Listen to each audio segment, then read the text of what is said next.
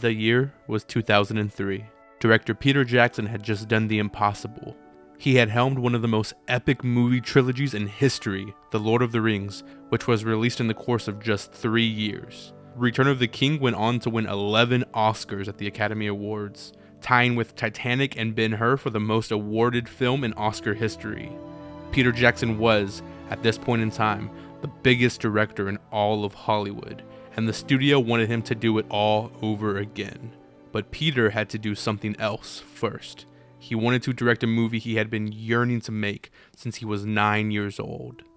King Kong. From the moment that I saw King Kong, I wanted to become a filmmaker. I mean, it was as simple as that. If I hadn't happened to watch this particular movie on television as a 9-year-old, I probably today would be an architect or a plumber. I wouldn't be doing the job that I'm doing. So I owe King Kong a huge amount. The original King Kong was released in 1933, and it completely revolutionized filmmaking. While stop motion was a known film technique, it had never been done like this. It sparked a tidal wave of giant monster films that dominated Hollywood and is directly responsible for the creation of the Clifford lizard himself, Godzilla.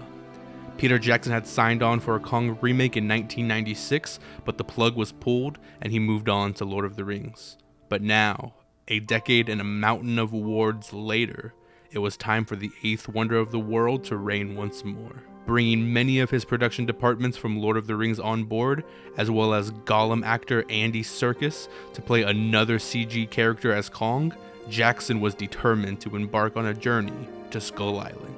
Joining this expedition was a trio of A-list stars with Naomi Watts, Jack Black, and Adrian Brody. Jackson was paid $20 million in advance to direct the film, which was the highest salary of any director at the time.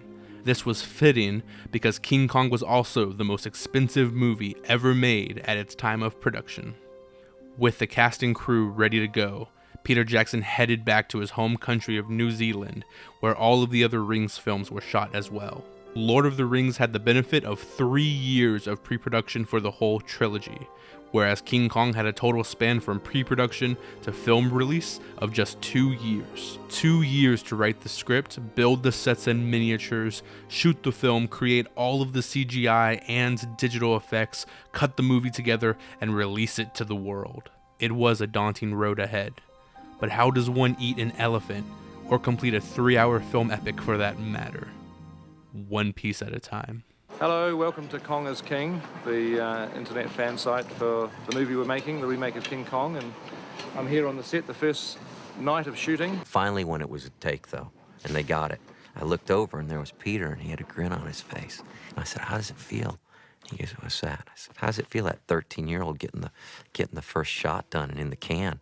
You could see a 13-year-old kid. Along with filming, Jackson hosted a video production diary, which chronicled the entire production and post-production of the film. The cast and crew also made regular appearances, often joking and making skits just for the diaries. Weta Digital was responsible for all of the VFX, from the ancient jungles of Skull Island to the roaring streets of 1930s New York City. The digitally rendered New York was so detailed, it contained 90,000 separate buildings, and the CGI version of the Empire State Building took 18 months to craft, while the real version only took 14 months. Once principal photography had wrapped, Andy Serkis essentially had to record the entire movie again, this time wearing the CGI technology to capture his performance as Kong. Simultaneously, Jackson was working directly with the video game company Ubisoft to create the movie game tie-in. He wanted to make sure it was just as an immersive experience as the movie. When filming was done, over 2 million feet of film were shot, the equivalent of 370 hours of footage, 123 times more than the final cut. At the time of its release, King Kong became the 4th highest grossing film in Universal's history. On top of its $562 million box office gross, the film generated another $100 million in DVD sales.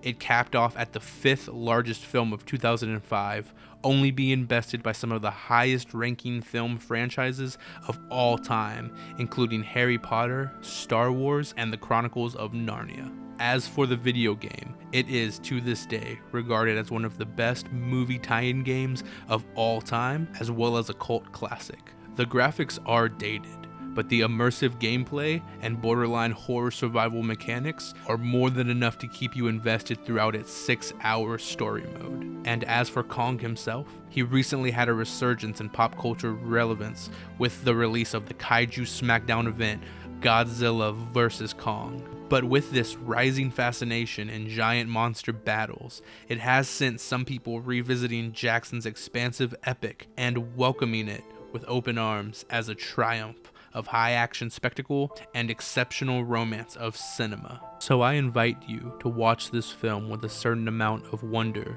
and mystery. Allow yourself to be taken on an adventure to the last unknown spot on the map. Believe that there is something more out there, and it can be yours, all for the price of an admission ticket. Ladies and gentlemen, Peter Jackson's King Kong.